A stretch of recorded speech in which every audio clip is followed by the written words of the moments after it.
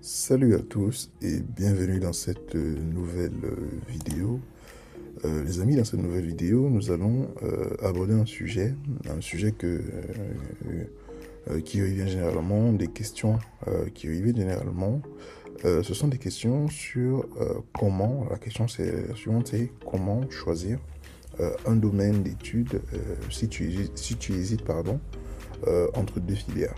Donc il arrive des fois que pendant nos échanges avec les étudiants, avec vous, il y en a qui sont intéressés par pas mal de formations, par plusieurs formations, euh, et qui aimeraient, voilà, derrière, choisir la formation la plus adaptée, ou du moins choisir la formation dont ils aimeraient faire. Donc, dans tous les cas, euh, dans cette nouvelle thématique, nous allons nous allons essayer, pardon, de répondre à ces différentes questions. Donc, tout d'abord, hésiter entre deux filières, c'est normal. Donc, je rappelle, c'est tout à fait normal d'hésiter entre deux filières. Donc, le vrai problème, ce n'est pas l'hésitation, mais c'est le choix au hasard.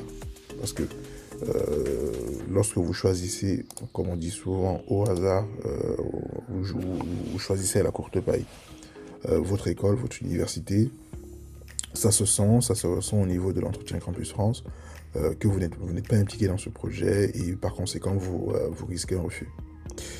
Donc, lorsqu'il est question de décider entre voilà, deux domaines, entre deux filières, deux cursus, tout d'abord, moi je veux dire, le choix doit être purement rationnel et non émotionnel.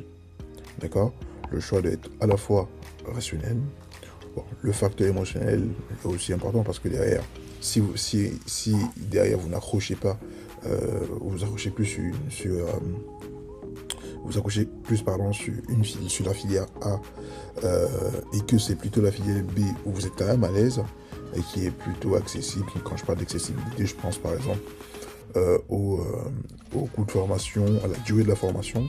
Donc, par exemple, si vous êtes cas très concret, vous êtes intéressé par une formation en gestion et management et vous êtes intéressé par une autre formation dans un autre secteur d'activité en mécatronique.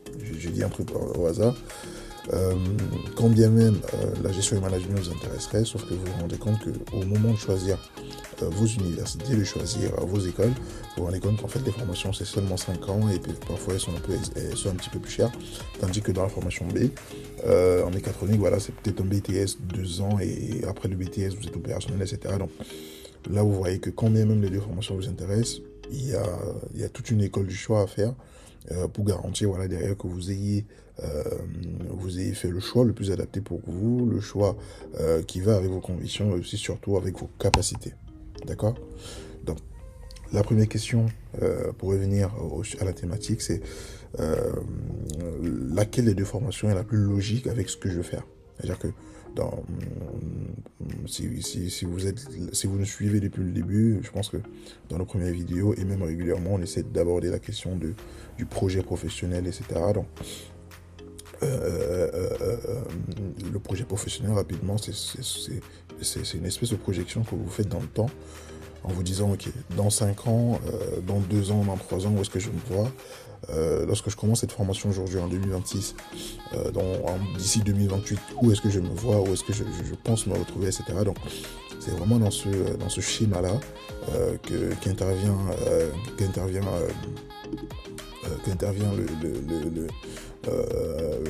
le choix. Donc, c'est cette question de savoir lequel des deux formations colle le plus avec mon projet personnel. Parce qu'encore une fois, quand bien même le projet, enfin, la formation peut vous plaire derrière, il y a quand même la réalité. Il y a la réalité, il y a votre niveau académique à vous, il y a vos relevés de notes, il y a surtout votre projet professionnel derrière en France. On peut ne citer que le cas de la France. Par la suite, donc une fois que la question était, vous avez répondu à cette question, alors, je pense que normalement derrière, il y a une continuité, donc ce sera les matières étudiées, les compétences acquises, la logique académique. Donc derrière, si une filière est clairement alignée et moins risquée, on partira dessus. Donc comme je l'ai dit, mais encore une fois, à cette question de savoir à cette question de savoir comment choisir un domaine d'études si tu hésites entre deux filières. C'est surtout le projet professionnel qui doit le clarifier. D'accord? C'est le projet professionnel qui va le clarifier. Parce qu'encore une fois, vous pouvez être intéressé, pardon, par une formation en gestion et management, mais si au bout de votre formation vous ne vous voyez pas comme manager, bah écoutez, si au bout de votre formation vous ne vous voyez pas comme manager ou vous ne voyez pas comme un acteur du management, exercement du management, ça ne sert à rien. Parce qu'encore une fois, c'est le projet professionnel qui va cristalliser le choix de la formation. D'accord les amis, il est quasi indispensable pour vous que vous sachiez déjà à quoi vous attendre. Parfait. Donc du coup, le premier point, on se rassure que on a une cohérence avec ce qu'on veut faire. Le deuxième point, c'est de se projeter, donc se projeter dans l'avenir pour essayer de se dire ok, au sorti de ma formation, qu'est-ce que je vais faire potentiellement et concrètement et en quoi est-ce que la dite formation va me permettre de faire. Donc ils sont là les différentes questions les amis. Et en troisième point, il faut chercher la preuve d'intérêt réel. Alors c'est quoi ce troisième point? En fait, dites-vous que la preuve d'intérêt réel ici, il est question juste de s'assurer que, d'appuyer davantage l'intérêt pour la filière. Je vais prendre un truc tout bête. Vous me dites ok pour l'année académique 2027-2028, je vais candidater pour 2026-2027 pour moi. Je vais candidater pour un master. Je vais candidater par exemple pour un BTS en système et sécurité industrielle. Et sauf que votre diplôme le plus élevé actuellement, c'est par exemple, je vais dire un truc tout bête, c'est un BTS aussi dans ce sens-là. Et sauf que là derrière, vous me dites que vous n'avez jamais fait de stage. Vous n'avez jamais fait de projet ni de formation. Enfin, en fait, la preuve d'intérêt, en fait, c'est toutes les activités qui se font en parallèle ou à côté que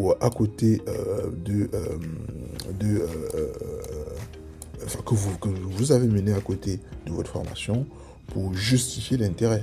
C'est-à-dire que si aujourd'hui je vous dis écoute, je suis un passionné d'informatique, si on revient à l'informatique, et que derrière je ne vous présente pas un minimum un stage, enfin pas de stage, un projet informatique ou un projet digital entre guillemets, bref, le spectre assez large, justifiant du caractère informatique, du moins de l'intérêt informatique que je porte à la dite chose, en fait il n'y a pas de preuve.